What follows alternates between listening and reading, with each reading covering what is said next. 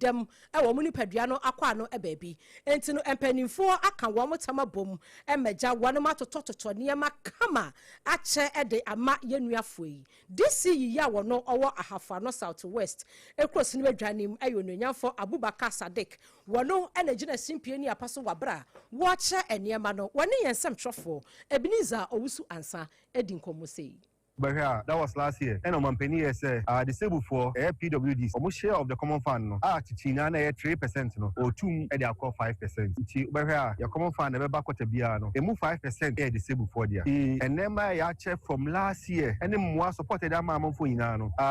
161 and I there. Ya bom. Now sabe put him say obu ono ma wadi them. And them now wadi no obu oba dwen ho to say sabe e wi ase kra nya ne de. But with this time around no we nema omo receive pano betimi ade no aye adwuma anya so mfaso ohwa yama omo education support yama support ebi diko hwe omo ho yare di freezers enen kwa be 16 ena ya den ya che classical mienu yenu ba onya we ojame nchen wait ne edama wadi kakra mpo no na ohai moto ekofa banche eba anybody eba beton otuaka samre ya through social welfare with your common fund yatimi support no with aboboyai ohai aboboyai biom okwa no answer wato fuel na wakosa nema ya den aba beton tika na ode hai aboboyai no that's kind of betimi dey ade foforo obetimi de sasika no ayade foforo disi metre mensini aban krachi ya wasoma de hia wono wa hafa no southwest ekrosi ni medwanim ononyamfo Abubakar Sadiq wono na kasa yi enti wo madi dem no e wo muni padua no akwa ne baabi no waha ene aduosia e baako 161 ena wonom etoto niema edema wo yi wo mo president ene owura ajenim boaten wono so egina wonom nyina nemu ekire ani so sei pennyfo ahamba na buy any this year ahamba sa ko de tesetia when penny for social welfare director papa mo fa so sum ye no fa so so ye ni na ye be ka che o mo anse nyankopon o nshira wo no adwuma pa wo no mo eye e de boye no be ko so ye e de aboye aso mo firi ha kwa wo mo di na nya de ampepa ya ko so aka wo me da ni de ni na fe so de me se ne se ye nua no mo wo mo sa kan ye mani bia no ko asem ni beble no wo mo sa kan ni akoton na so na sa na abane na mo so de ne ma na boye ompete be jina pontini na ka kwa ho ne asese ade ni ti ene ole sa ne me ye de e de boye se be ye nsa be kwa ya no nti mi se enuanom so obi anya sa be kan ne ma ne bi bia no ode ne ma ne be ye adwuma se be ya nsa e be kwa na no na kwa jina pontini ancestry wono mu asabi wadi dam ewo mu nipadua no akwa no e baabi a wo mo hafa no southwest cross ni ebedwanim no wono mu nyina epani omo president ena okasa ye owura ejenim boaten no watu ni nuanom fo mu a ye de freje ne bremu anu makoton ye de eye fidi ye de pomade bremu anu makoton fufuo machine no ye de mamu anu makoton no munya sade na mfanya adwuma sade be ya empani sade dida na ye enye didi preko no etumi adadi na krokro mu no social welfare director ya wono owo hafa no southwest cross ni bedwanim eye owura mengisto opoku akowa wono so ene ensemtrofo kakra e kasaye wabra wonum hyiaye e odwumadi na se never the man disability. Yes, I think you but said now 2025 from 2025 to in 161. A free January this year to July, 31st July, 96 across board. It be a kind of medical support, it be educational support, it be a pay machines, not yama, it be so mechanic say capital. I don't know about my friend economic empowerment. No here assistive device and I say wheelchairs and maybe a surgery for me and what you call medical support. And designer eti kuntabuni like I said adeba kwa sisikan ba edi no if it be organization development omo eku a omo da ma no na so ma form ntie me no as an officer no me strengthen organization say ogun so gu ha say on pasa so number 2 openia okasa ye upiemo ewo ahafo no southwest cross ni ebedwani mu as social welfare adwumakuo no wono ena ye openi kwankyerefo a wotua no owura mengisto opoku akowa wono ene kasa ye ensemi nyina ye ensem training Ebenezer Owusu ansa ene toy esomi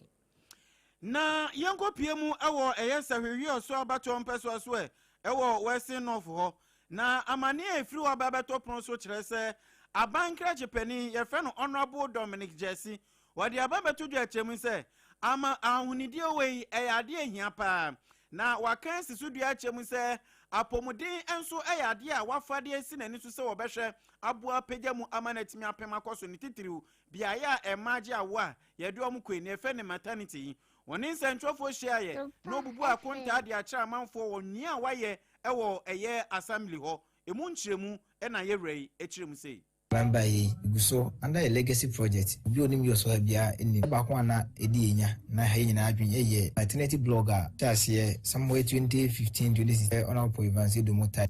first term of Senator John Dramani Mahama omo shase ene ye kase ye ba ye a pesa afene efamu ani no tumu etu ho na mo ayama be 90-95% de ye wi akabia be painting mo na wi kakra na nka ye wi di guso a eno so enche bia ibewie ne ate ensa afri ho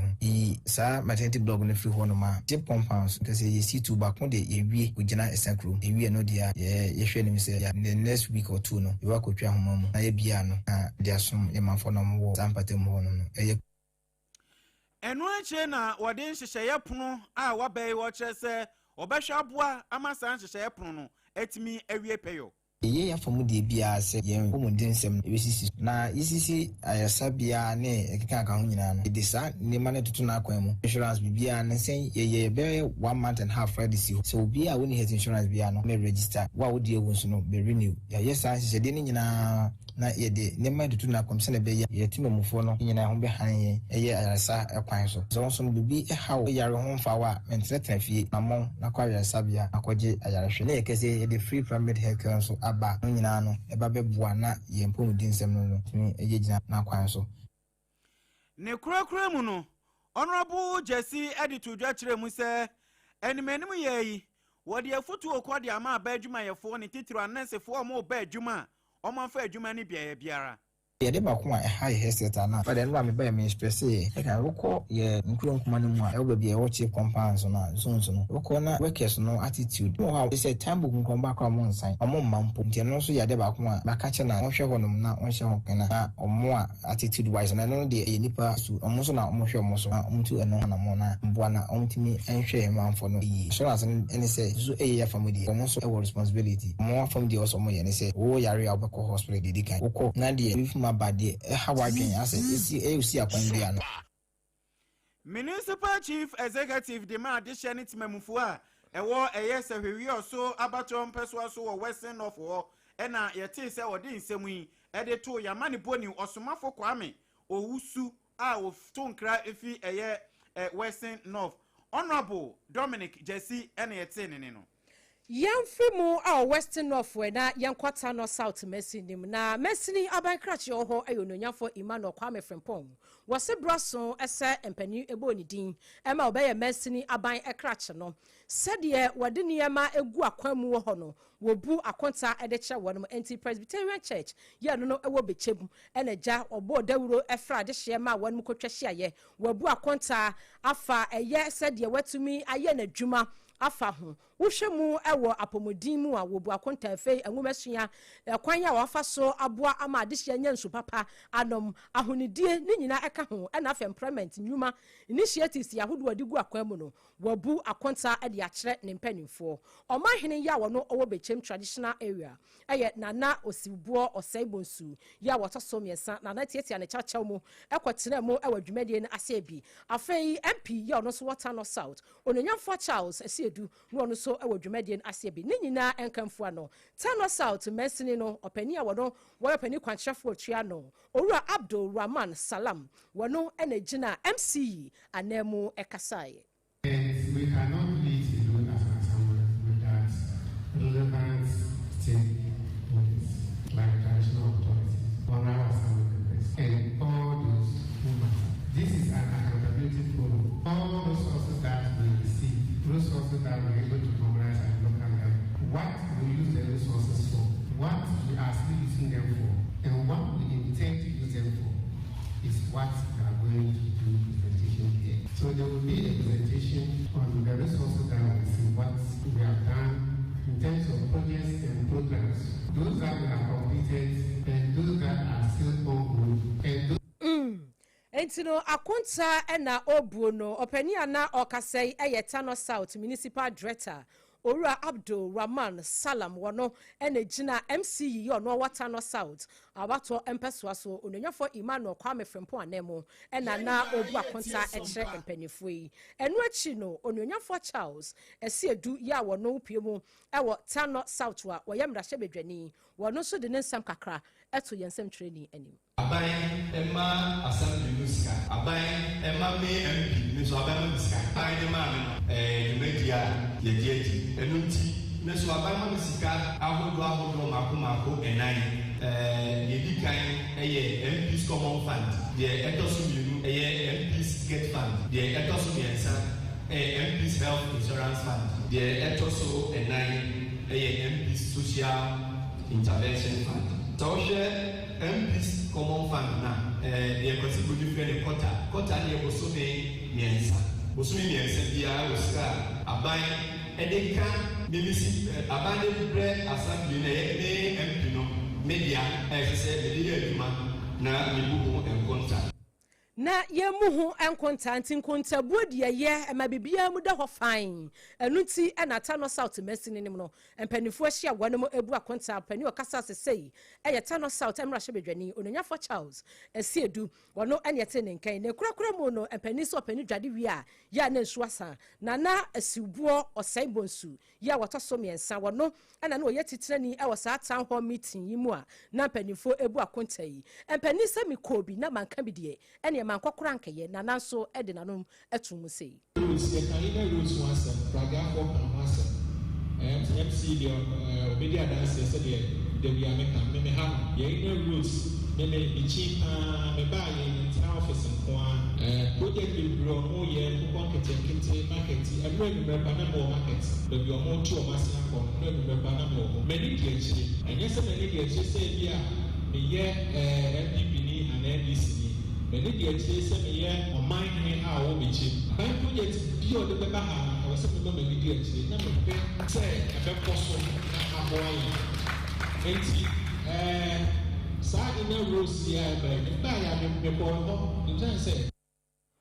Openia yeti ninkan eye nana asibuo osaibonsu ya wotoso miensa wono ena empani etonsa efre no ema wokwatena adwam ya otutu nentema egumu a dwumadie no ekoso bechem omahene eno no ena nana kasa yi ebinizo wusu ansa ene ensem training a woto nsemi ehom yen ebusue yi midimafo herbal center se yen kanche ose wono yadie no wo de bape wo de tamu na tusu entini yadie no baabi adwane akohye bia no wose yan kan chose bra no fa tamu nto so emfama wose gisede wawu anade waseye anasa wo baji aduro no a wanye kura ena bia huntumi ntowo na aba no ade ni duro no kan na de ode ba ma sefa kwafie kwato aso no woto aso nko ade a Dr. Tamu da so say the Lord is our ultimate healer that is nyankopon wone yare safo papa ya obesa yade entini stroke ya yes ya de mu odene afa diabetes asichire ya de prostate ho sensam afa wo sabo ene wo kidney ho nsem no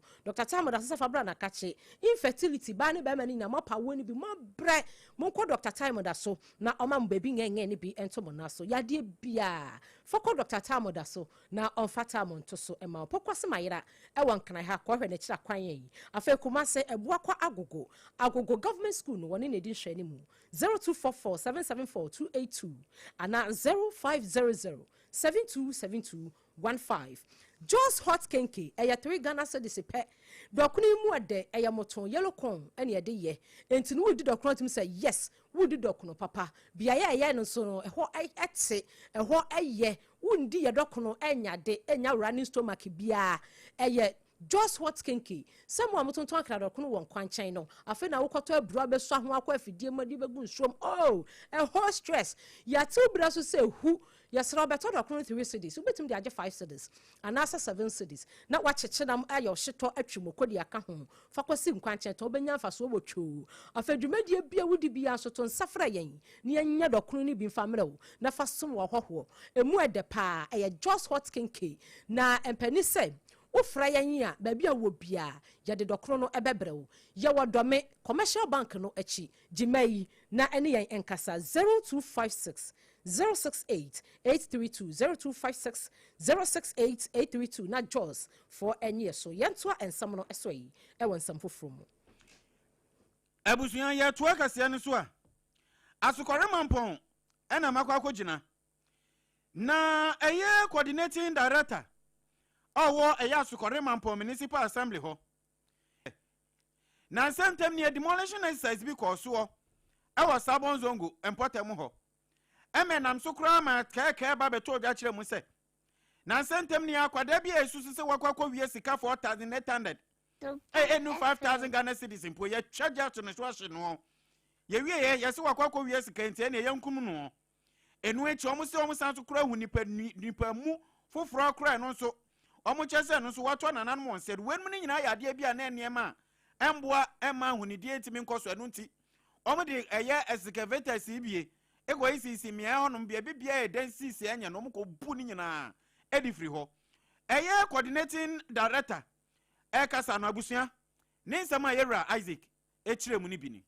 When somebody was lynched over here, the assembly decided that together with the stakeholders, if I talk about stakeholders, I'm talking about those people that the land belongs to. I can talk of OTEC FM, I can talk of Mercom and Zuria FM. We came together and decided that we should demolish the structures and whatever that is here. That is exactly what we have done. We are going to fence the place so that people who normally park on unauthorized places, whenever the assembly, come on your vehicle, we will bring it here for safekeeping. So that is the short possible plans for the assembly. We actually discussed it with the landowners. They have agreed that as soon as we do the demolition, they also come in and make sure that the refuse are evacuated from the place.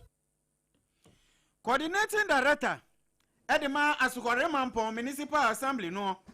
Yera Isaac Kwame Elima ana yeti se abusuon de nsam eto nsentro for enim. Ebusuya ye tra opona yakobi maiso na ensem wefiri ho ba Orado na Trump na kasa US emampanini. Wose said ye ene ye betie no akwastrike Iran na ne wade bombo tupa yakodi we bi no watugu odima ya odimakum no se wakotro dia to truth media no eso no no yo no ankasa ne dia a wakire mu se wa suspend ne kakra entisi a onkwstrike Iran bio ne yasapo nyina ene say wo hwese enkomo a wo mu di no wakire empani ene Iran empanimfo edi ene US fo edi no wa ma dwen betimi akoba nkrom na se wa no deal ya wo mu di gu fam no se Iran fo epevu we ana wo mo ho kwan na wo mu atimi ni wo mu deal dia na ne US man panini say wo jabi bia mu amaka ye no so eye nsam wa no so firi ho no ba enanwumre yi no se abremu kase so ye gina